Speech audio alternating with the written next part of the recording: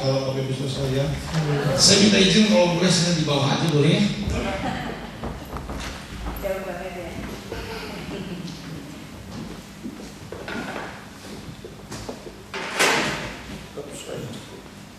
Shalom. Ini pertama kali saya sini ya. Kenal dulu ya, saya Johan, saya dari Bandung. Saya staf Pak Daniel Cip, mungkin Pak Daniel pernah kesini.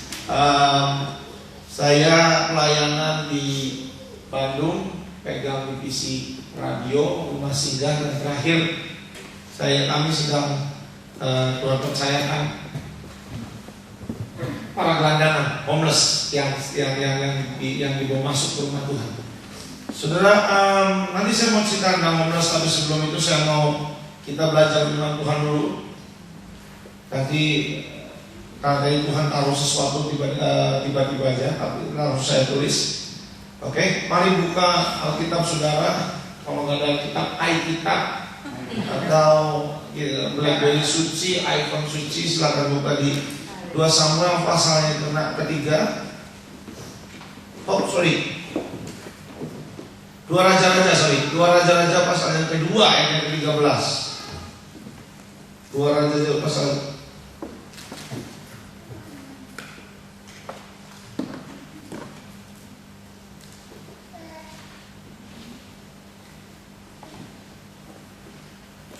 Raja-Raja. Aduh ampun. Sorry saudara, kan tadi agak ngantuk saya sih. Aduh firman Tuhan, kita santai aja. Ini rumah Tuhan, bukan rumah hantu. Jadi Anda nggak boleh pandangin saya dengan mata yang terlalu kejam. Karena kalau Anda pandangin mata saya kejam, lebih baik saya fokus 5 menit, saya pulang, saya lari dan nangis di kamar sendirian. Kalau Anda bisa pandangi saya dengan muka yang sangat ceria, maka itu akan membantu saya untuk bisa ini.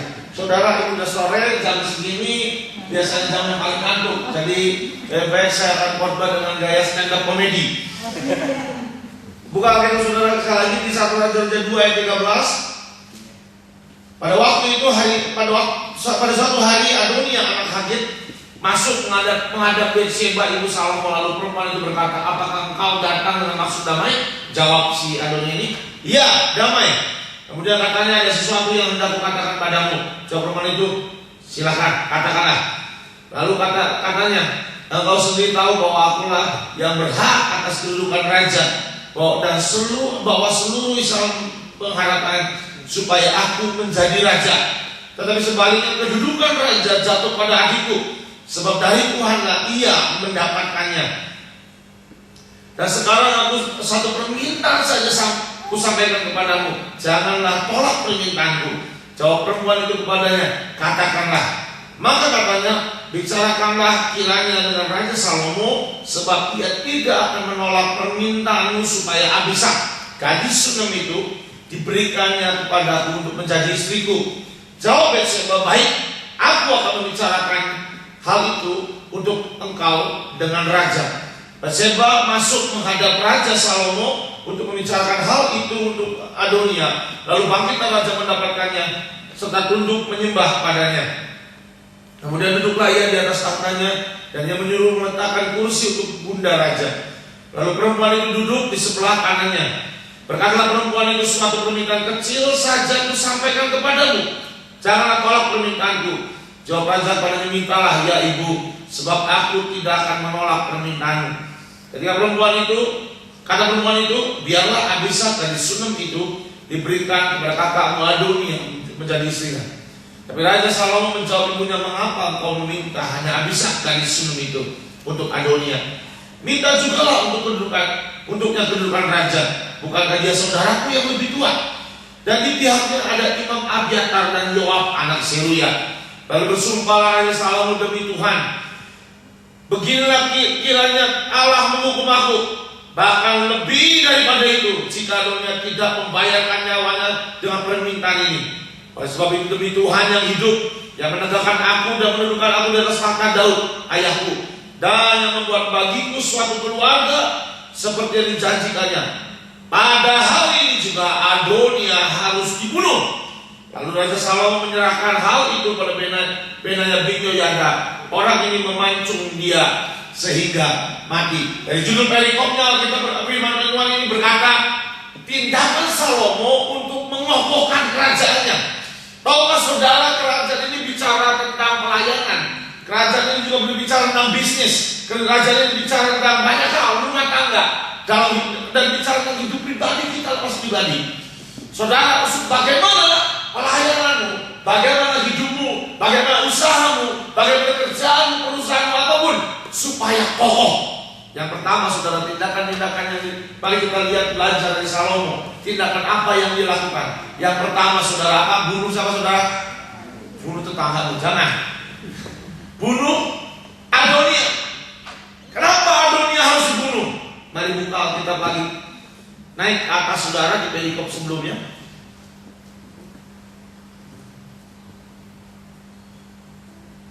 Saya.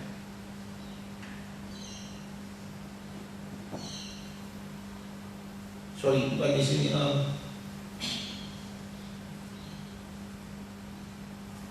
Kita ini 2 Samuel. Bukan juga.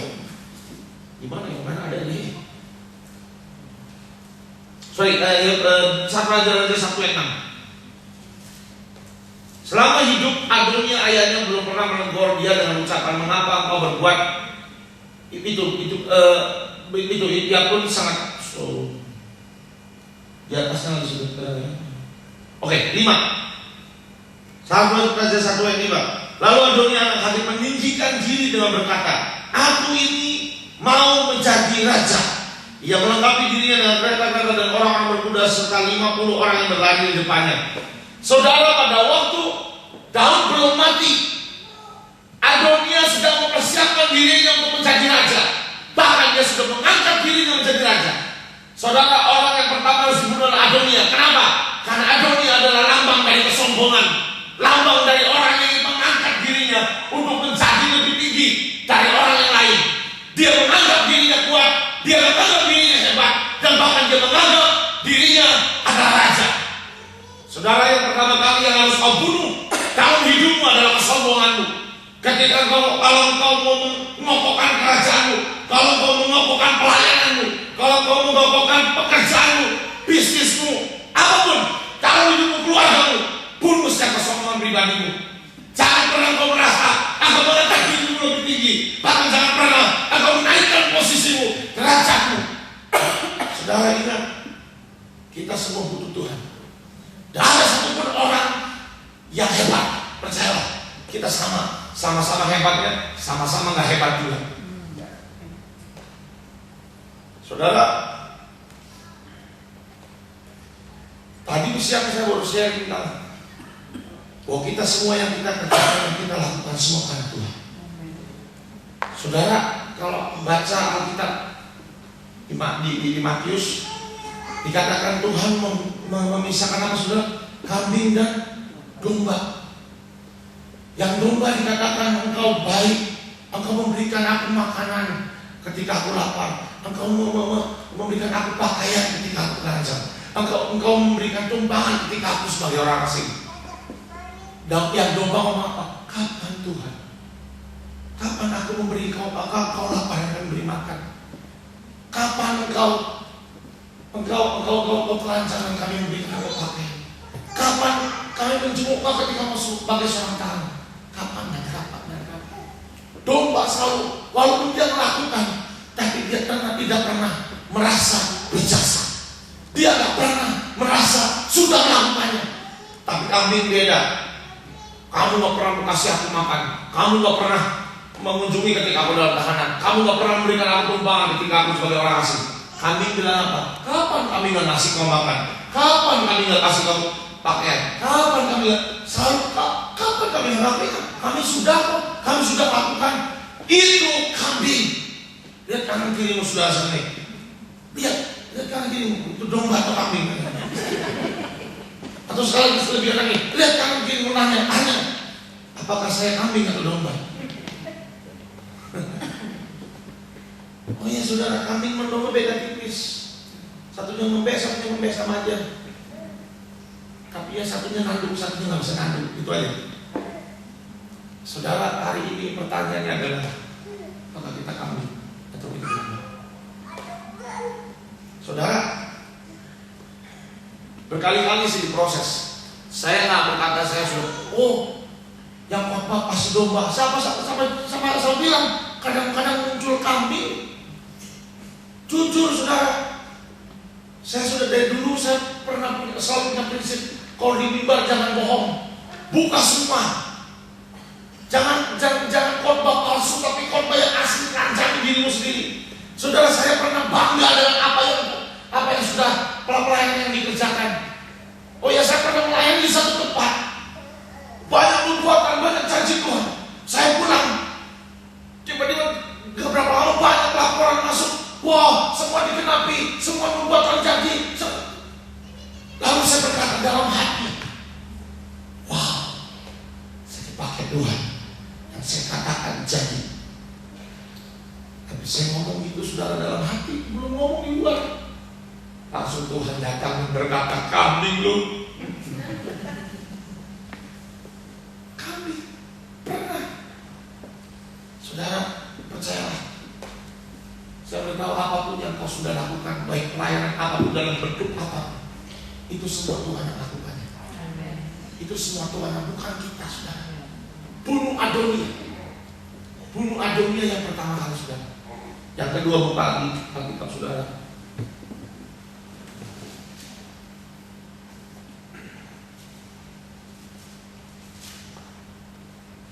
Bukan dalam malam itu saja pasal yang kedua.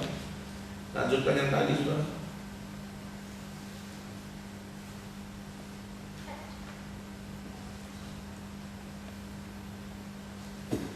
Ayat yang 26. 1 Raja 2 ayat 26. Dan kepada Imam Abiatar raja berkata, pergilah karena ke tanah milikmu, sebab engkau patut dihukum mati. Abiatar, saudara. Tetapi pada hari ini aku tidak akan membunuh kau, oleh karena engkau telah mengangkat tabut Tuhan Allah di depan Daud ayahku, dan oleh karena engkau telah turut menderita dalam segala sengsara yang diderita ayahku. Saudara, kenapa? Tindakan yang kedua adalah menghormati yang namanya hadirat Tuhan, menghormati yang namanya encounter, hubungan khusus spesial encounter dengan Tuhan. Hormati. Hari ini dalam rumah, dalam pelayanan, apakah kau sudah cukup menghormati Tuhan? Apakah kau sudah cukup dalam hubungan pribadi dengan Tuhan? Aku menghormati Tuhan. Saudara Abiatar, pada waktu tabut diangkat, dia adalah salah satu orang yang memanggul tabut, orang yang bersentuhan khusus dengan Tuhan, orang yang bersentuhan langsung dengan hadirat Tuhan. Dan Salomo, tindakan yang kedua yang dilakukan adalah menghormati yang namanya hubungan dengan Tuhan. Menghormati orang yang berhubungan langsung dengan Tuhan, walaupun tindakannya mungkin salah, tapi dia menghormati dan dia tidak membunuhnya, dan dia melepaskannya. Yang lain supaya cepat, saudara. Kalau dia nggak jelas, angkat tangannya, angkat tangan lalu berdoa sebentar ke Tuhan, dan itu jelasin.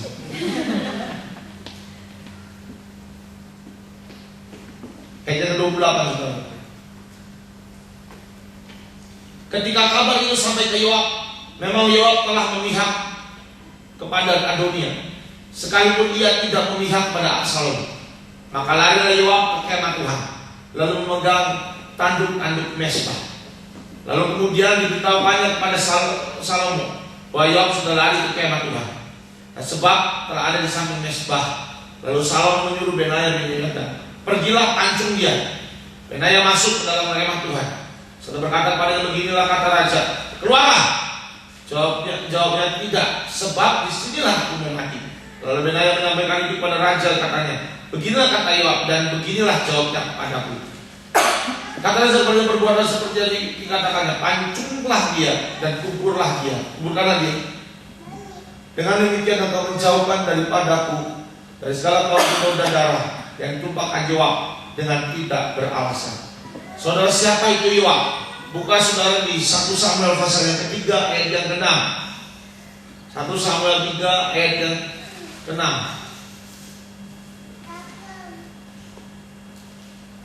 Sorry, 2 Samuel, sorry. 2 Samuel 3 ayat 6.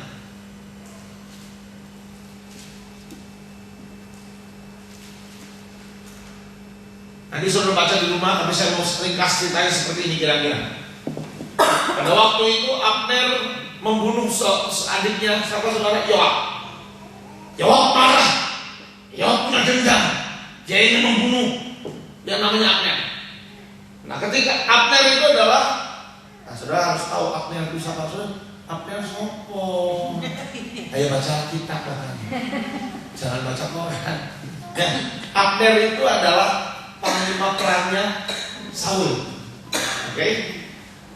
Kalau Yoab panglima perangnya Daud. Nah, suatu hari Abner dikejar sama adiknya si Yoab. Bilang, lu jangan kejar gue, ntar lu mati. Tetap dikejar, dikasih tombak mati benar. Lalu Yoab marah. Anda baca sendiri lagi dari ringkasan. Yang melongo pasti belum baca lagi. Ya. Lalu Abner, Yoab marah karena Abner membunuh adiknya. Satu hari Abner itu difitnah sama salah satu orang-orangnya siapa? Saul, si Isi-Boset. Difitnah, dibilang kamu lagi deketin gunting ayahku ya. Langsung marah Abner dan dia berkata, dia kumpulkan tua-tua, saya tidak akan membela lagi Saul, dia akan membela Daud. Dia pergi ke Daud dan dia masuk ke dalam sebuah kota namanya Hebron.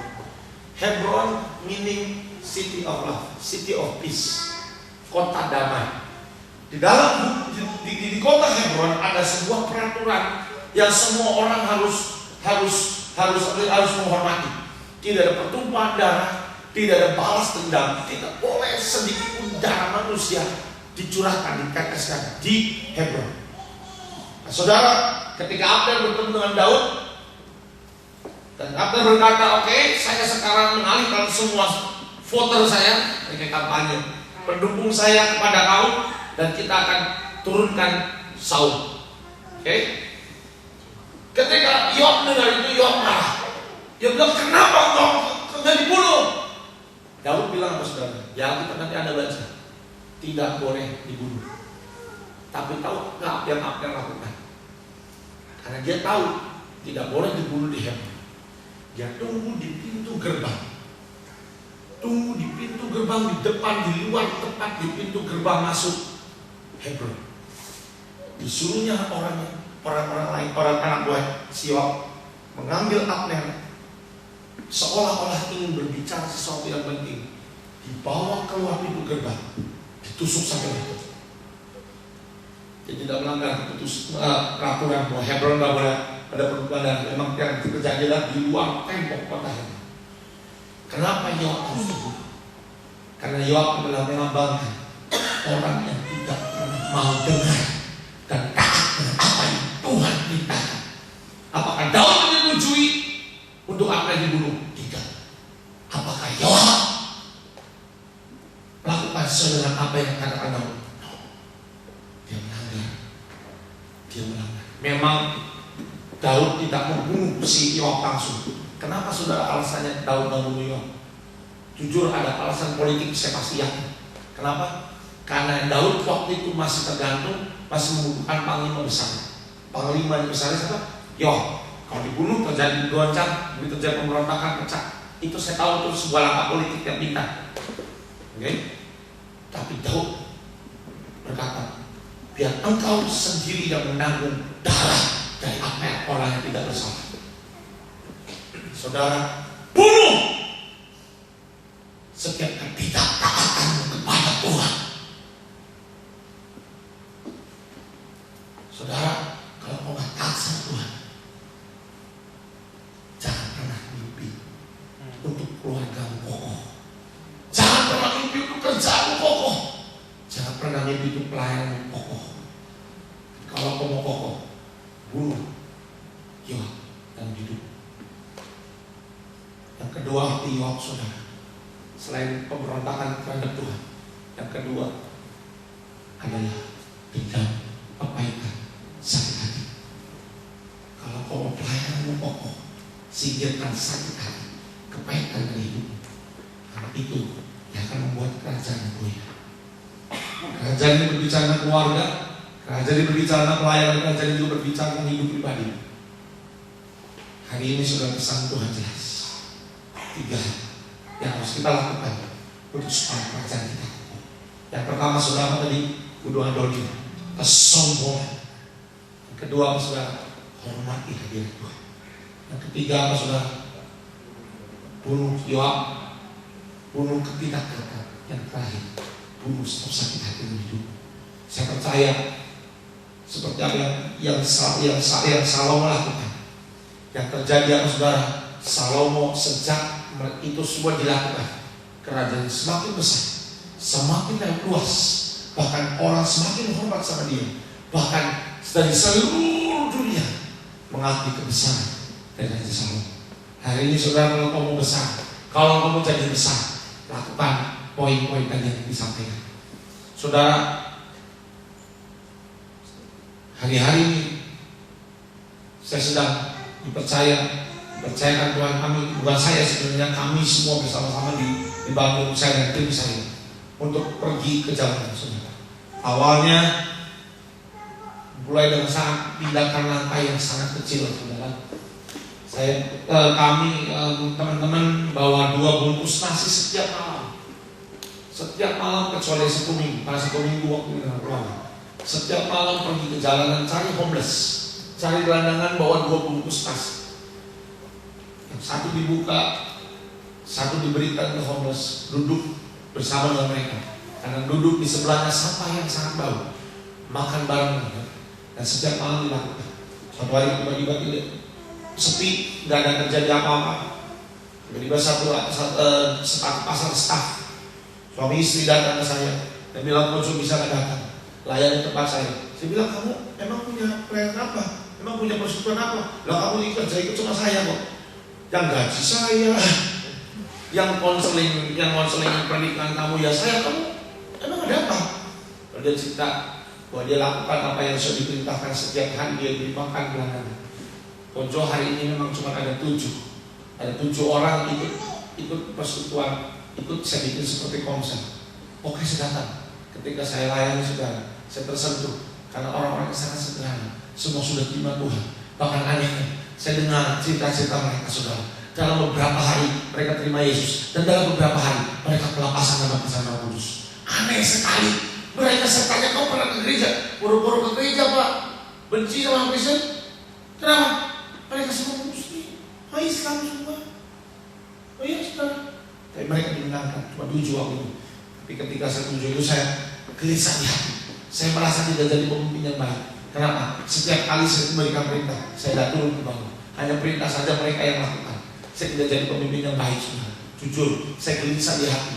Malam saya ingat satu malam saya tidur, saya mimpi. Saya lihat Tuhan Yesus di pinggir jalan, di trotoar jalan. Bukan nasi bungkus, makan bareng sampah gelandangan itu saudara. Sudah nggak usah nanya, sudah kalau mimpi seperti itu nggak usah nanya apa artinya. Ya, artinya itu jelas saya harus turun ke bawah. Lah Yesus saja makan di pinggir jalan, masa saya makan di restoran? Ya, saya turun, saya putuskan, oke, saya turun. Kamu waktu itu cuma bawa nasi 7. Sekarang karena saya akan bayari, saya akan bikin, saya ajak teman-teman yang lain bisa masak, bikin setiap hari 50 bungkus nasi. Akhirnya kalau bikin 50 bungkus, saudara dalam waktu 1-2 minggu lagi saya lupa, sudah tidak bisa cukup lagi dengan 50 nasi. Saya bilang bikin 100 dalam waktu yang singkat, tidak cukup lagi. Lalu sudah pada waktu 50, dalam waktu yang dekat sudah ada 50 jiwa yang dimenangkan. Oh ya, saya bisa tetap dengan 50 nasi bungkus, artinya nggak ada perkembangan. 50 jiwa terus yang dilayani, 50 jiwa saja yang dilayani terima Tuhan Yesus. Sedangkan masih ada ribuan yang lain. Saya bilang buat 100 dalam beberapa hari tidak bisa. Kenapa? Karena ada 100 jiwa yang baru terima Tuhan. Dari 50 saudara diajak persekutuan. Pertamanya awal cuma 20, 30, naik turun 20, 30. Dalam waktu 2 minggu sudah 70, sudah 100, terus sampai hari ini saudara. Dari 50, 100, 200. Hari sudah 500 nasi bungkus.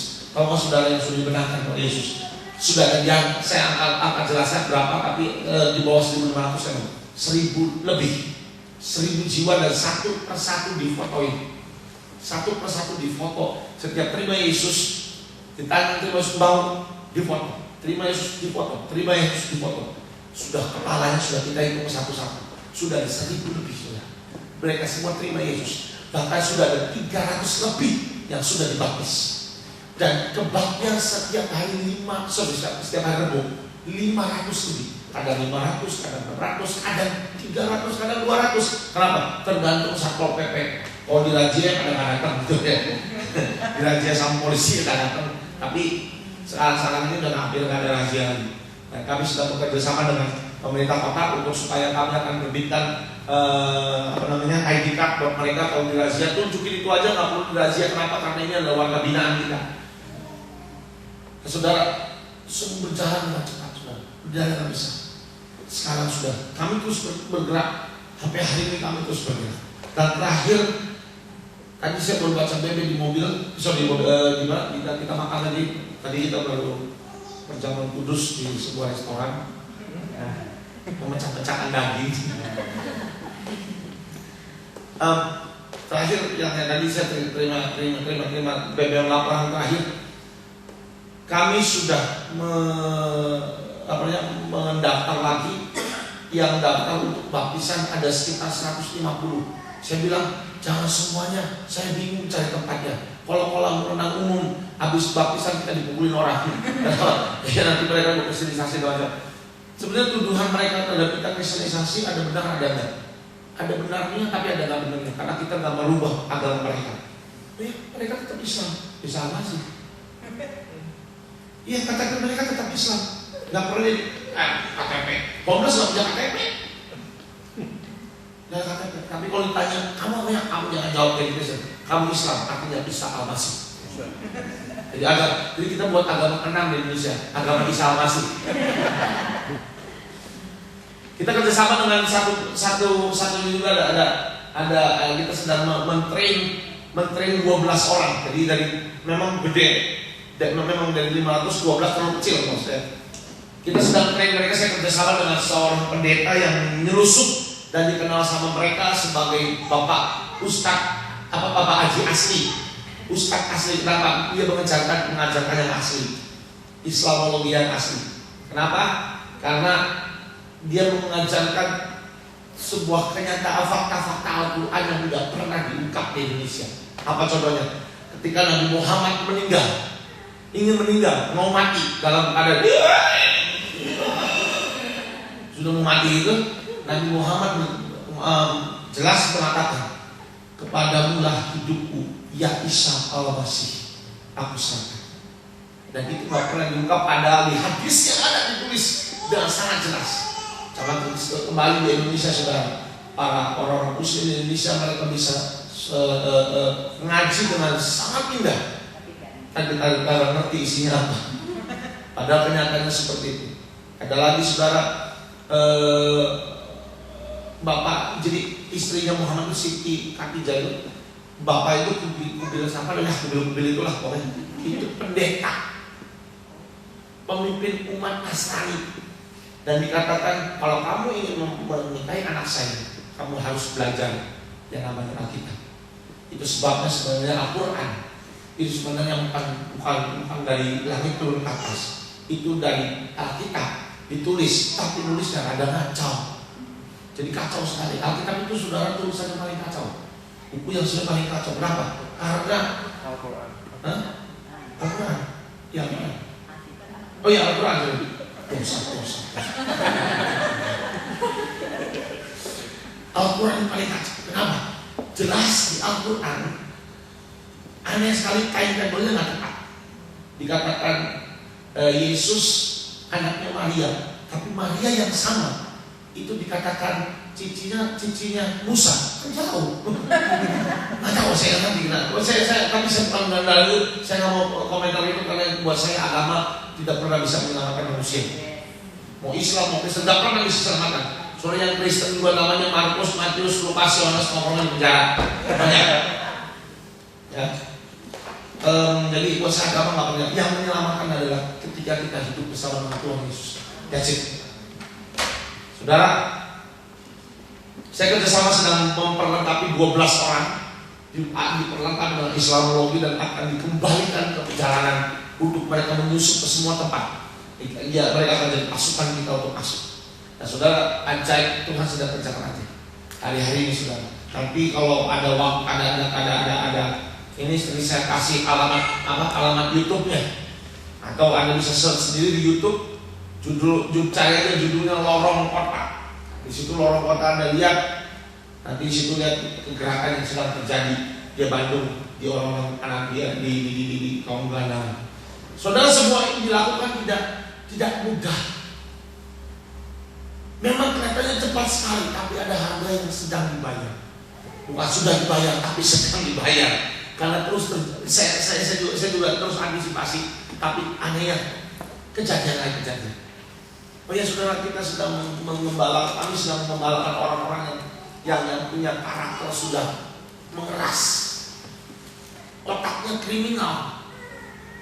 Oh ya, terima Tuhan, dilawat Tuhan. Tetap aja kadang-kadang otak kriminalnya jalan.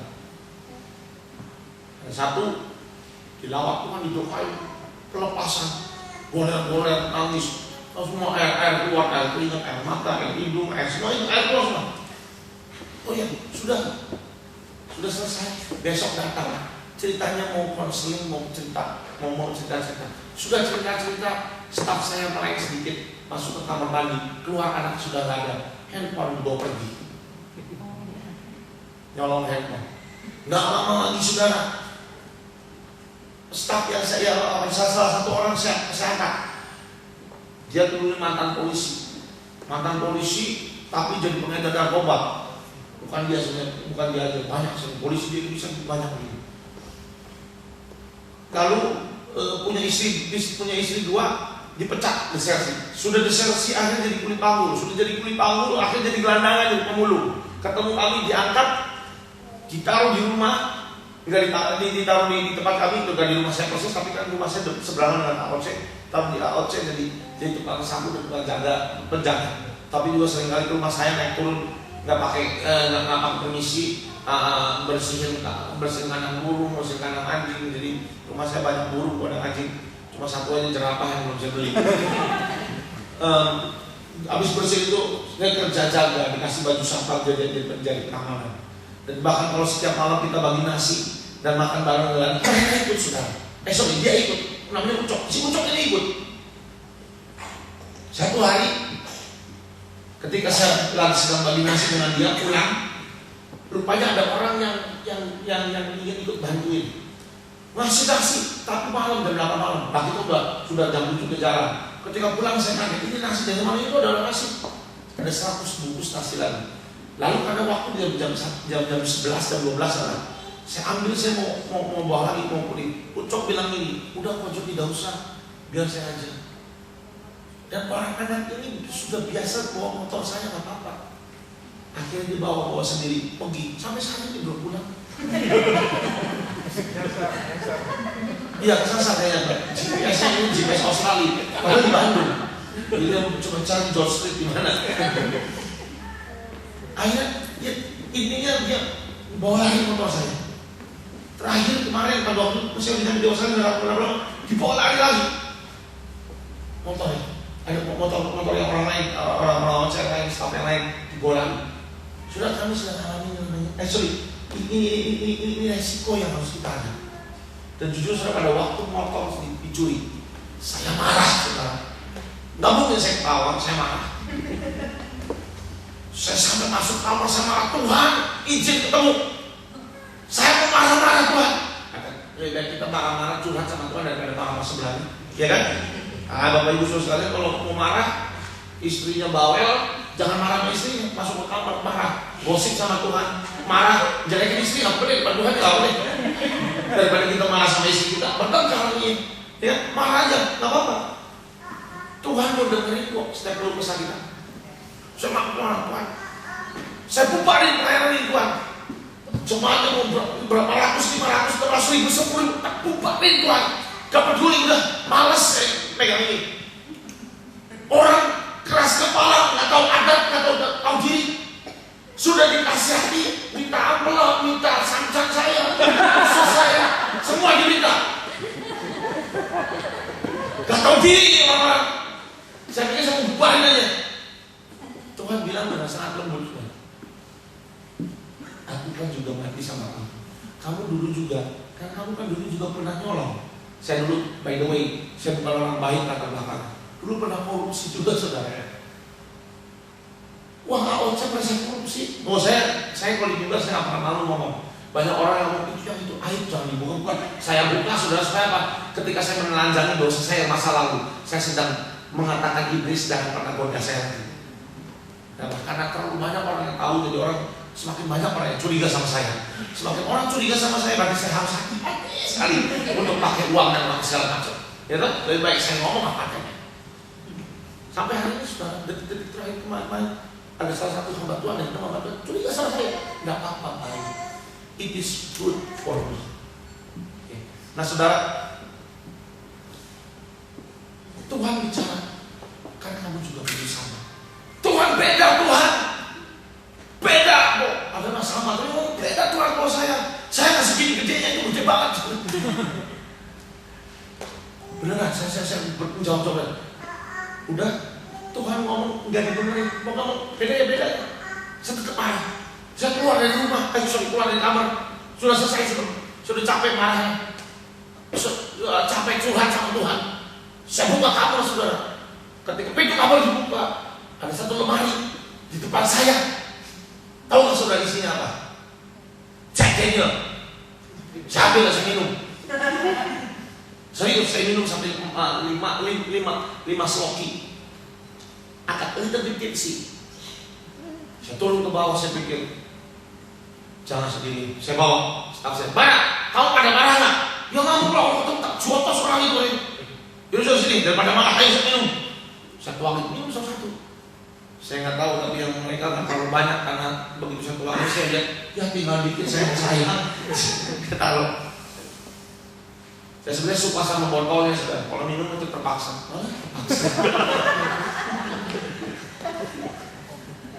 Oh ya, setelah akhirnya agak sedikit mabok. Tuhan itu bicara dalam segala keadaan dalam hidup kita.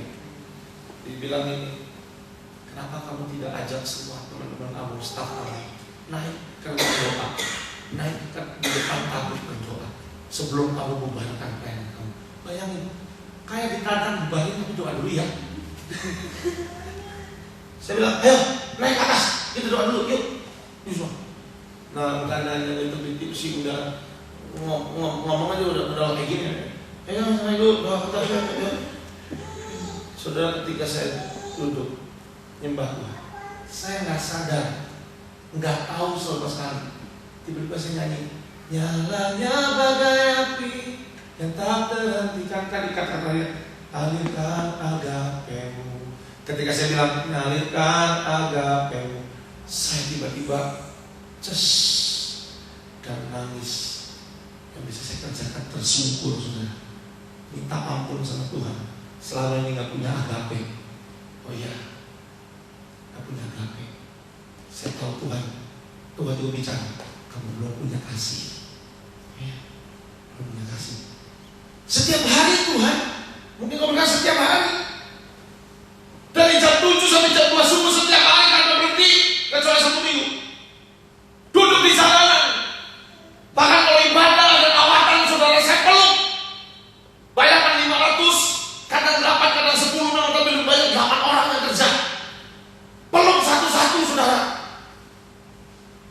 Gelandangan yang dipeluk, saudara, gelandangan. Wow. Kalau saya peluk orang segede Roy, saya senang. Kenapa? Enggak terlalu kecil maunya. Coba kalau saya peluk, orangnya badannya cuma segini. Saya peluk, mereka kan rambutnya di sini. Nggak pernah keramas. Saya takut ada kutu masuk dulu. Oh ya, saudara. Wow, udah itu kalau orangnya pendek. Kalau orangnya tinggi, yang bau, yang ketetes paling sini kadang-kadang tetesnya di belakang. Tapi kalau orangnya pendek, air mata, air hidung, bahkan liur keluar semua di sini dan nggak perasa tinggi. Wow. Oh ya, pertama saya masih bodoh. Setiap pelayanan seperti itu masih pakai kaos putih, kalau nggak baju putih. Sudah itu udah kaos hitam sudah berapa? Nggak terlalu kelihatan. Karena begitu nempel habis keringetan, itu pasti coklat semua di sini. Saudara, bayangin sudah ngelakuin seperti itu. Bahkan Anda tahu, ini ketika naik dari 50, 100, 200 sampai 500, saya harus potong dari uang pribadi saya. Tahu nggak saudara, saya potong budget sampai saya nangis, saudara. Kenapa? Saya lihat kebutuhan rumah tangga saya mana yang bisa dipotong.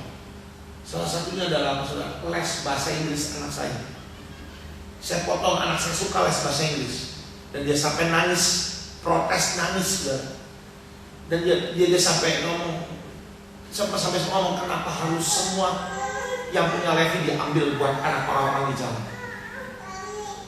Saudara, seorang bapak kalau anaknya ngomong gitu apa enggak? Udah kayak nggak disilet disiram alkohol, sakit perih, saudara. Sakit, saudara, serius.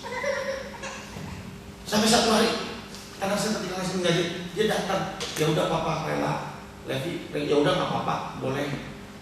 Tapi Levi belajar bahasa Inggris sama papa. Papa harus punya waktu untuk belajar bahasa Inggris. Punya waktunya 1 minggu. Sisa hari lainnya, Senin, Selasa, Rabu, Kamis, Jumat. Dari jam 7 malam sampai jam 1 subuh, jam 2 saya pulang. Bawa gendong-gendong makanan, kadang-kadang gendong-gendong nasi, bawa nasi, bawa kopi kemana-mana. Penjangkauan di jalanan. Saya seperti nggak punya waktu. Ngomong apa? Sampai saya nangis, sedih.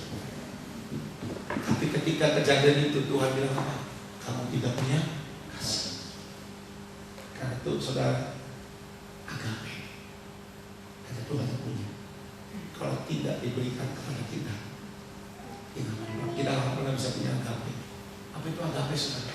Siapapun engkau, apapun yang sudah kau lakukan padaku, dan bagaimana bentukmu, aku mengasihi engkau. Waktu saya sujud, ketika nyanyi, awalnya jalannya bagai api, santai, seperti nyanyi asal nyanyi. Begitu alirkan agapemu.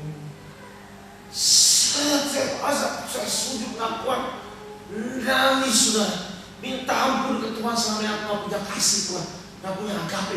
Minta Tuhan beri aku agape, alirkan aku agapemu Tuhan. Ketika itu sudah omongan saya berubah. Setelah selesai dari doa, saya keluar, omongannya udah berubah. Cari ucok, bawa ke sini, tangkap, bawa ke sini. Saya mau peluk dia dan saya mau kembalikan dia ke posisinya. Nggak peduli pemaling lagi, terserah.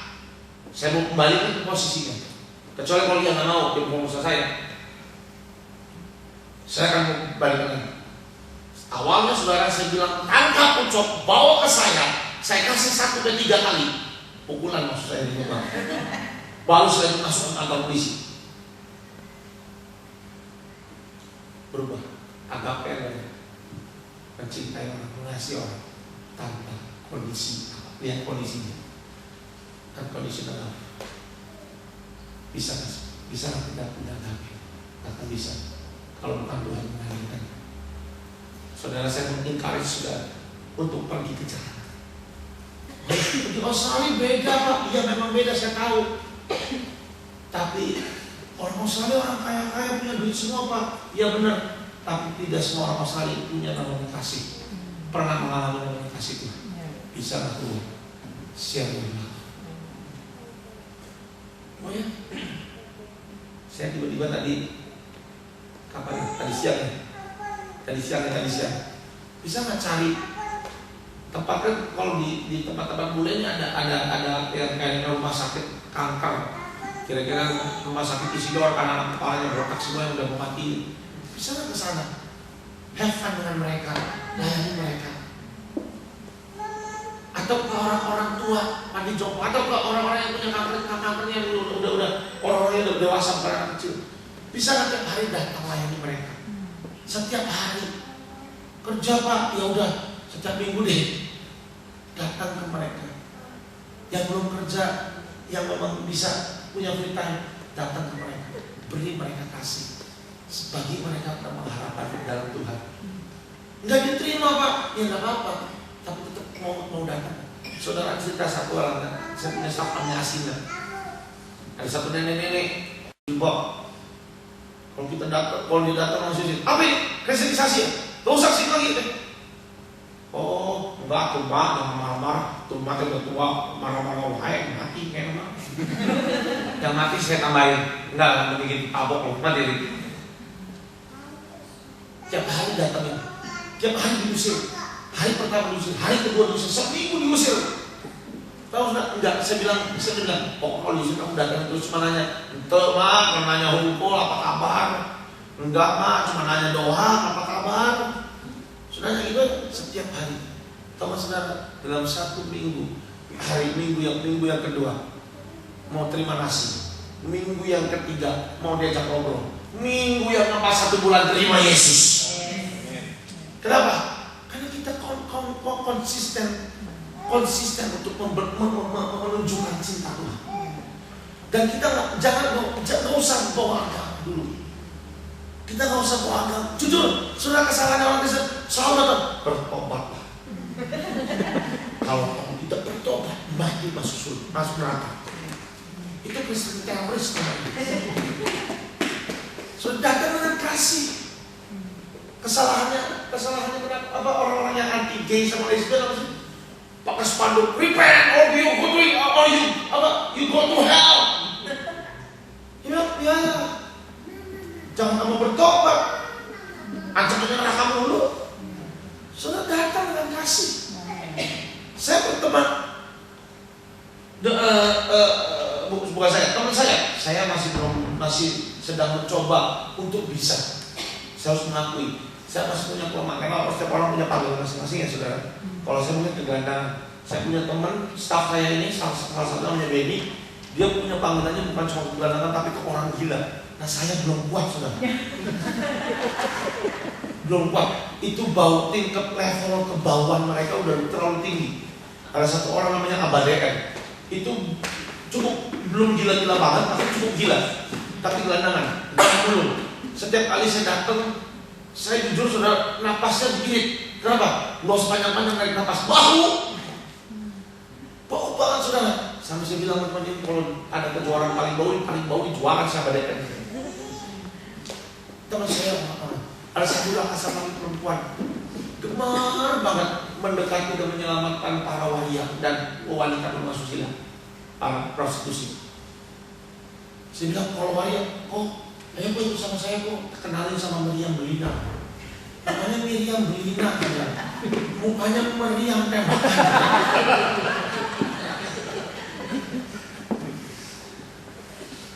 Ayo kenalin, saya bilang, aduh maaf kalau yang ini jujur bukan tidak mengasihi.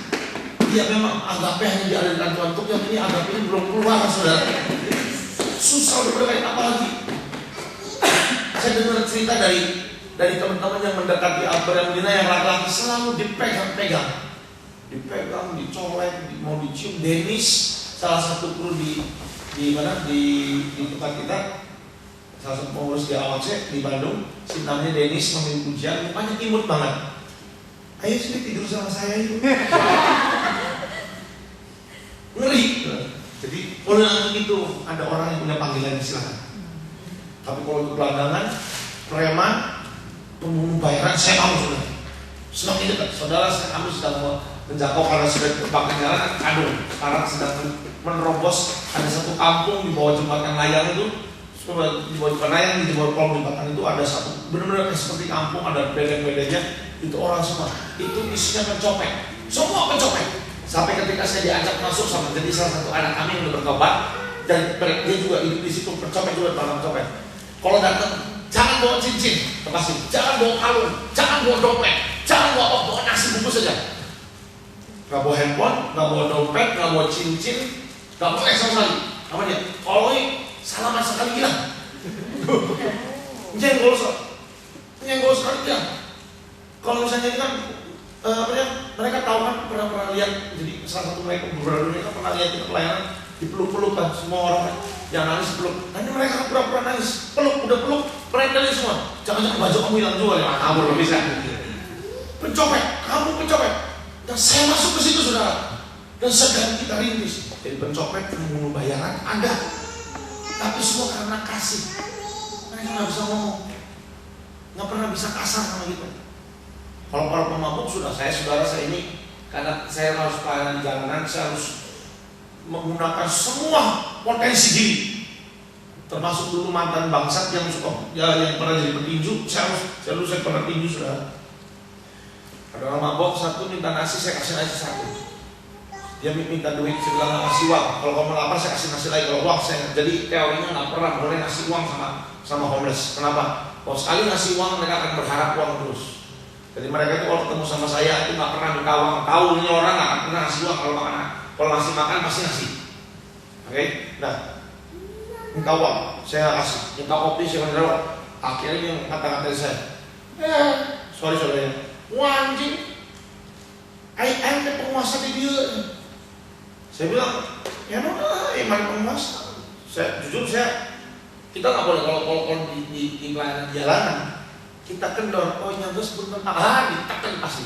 Enggak, jadi kita harus berani, mental kita harus di atas. Udah pokoknya maki saya pikir udahlah, gini lagi. Kayak dia berdiri, saya tahu dia berdiri mau mukul. Sebelum dia berdiri karena mabok kan gini kan. So berdiri dulu saya ambil kakinya, saya tarik ini. Benar. Jangan macam-macam.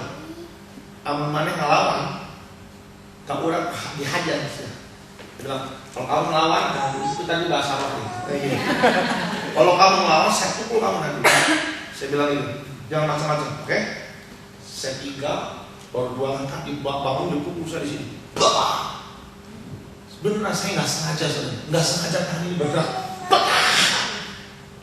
Belak jatuh, pingsan jalan sudah. Kau bener kau, keras sekali saya pukul. Berdarah. Saya ambil, saya kawat, bersihin lukanya, benerin, terus diambil di shelter kami punya shelter juga sekarang. Bawa diobatin, sudah mandiin, tak silat air dingin, sadar bangun, nangis. Nggak tahu yang mabuk pingkan aneh-aneh, dia ngamuk, dia nangis. Sudah diam terus saja sama kamu saya pukul berapa? Kamu pukul saya. Kamu mau bertobat? Bertobat pun awal Pak. Saya cerita, kamu kalau hidup seperti ini mabuk-mabukan kamu. Jadi terus saya nasihatin. Kamu udah umur berapa? Kamu 38 tahun masih seperti mau nggak capek. Pokoknya segala macam saya ini sampai akhirnya dibawa ke Tuhan. Terima Tuhan Yesus. Saudara hari ini, minggu lalu sudah ini orangnya sudah dibaptis. Sudah disap nama kita juga. Lihat saudara. Karena pukulan saya ada urapan. Saudara, apa yang saya sampaikan adalah mari pergi keluar. Jangan jadi Kristen yang cuma rajin di gereja, aktif di gereja dan cukup aktif untuk menghangatkan setiap bangku gereja. Keluar di jalan-jalan atau ke tempat manapun orang-orang yang sudah ditolak. Panti jompo, ambil mereka, bawa mereka itu.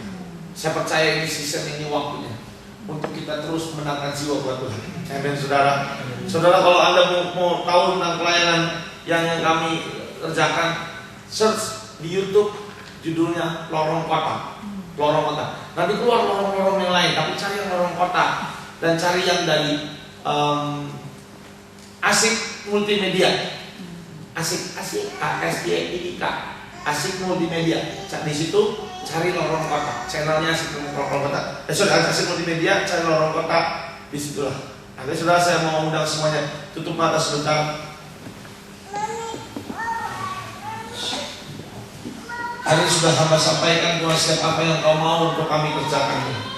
Kami sudah sampaikan Tuhan bahwa setiap apapun yang kami, apa aja yang harus dibunuh Tuhan, supaya kokoh keluarga kami, pelayanan kami, hidup kami dalam kami. Terima kasih Tuhan, kami hanya hamba-hambamu, kami kerjakan apa yang kau mau saja Tuhan. Terima kasih Tuhan, sebentar hamba selesai, karena kau terus berbicara ke setiap kami semua dengan bahasa yang mudah dan dapat ditangkap dengan sangat mudah buat kami semua. Terima kasih Tuhan Yesus, kami bersyukur buat sore malam ini Tuhan. Engkau sudah sangat baik buat hidup kami Tuhan. Mengucap syukur dalam nama Tuhan Yesus, saya katakan amin. Thank you.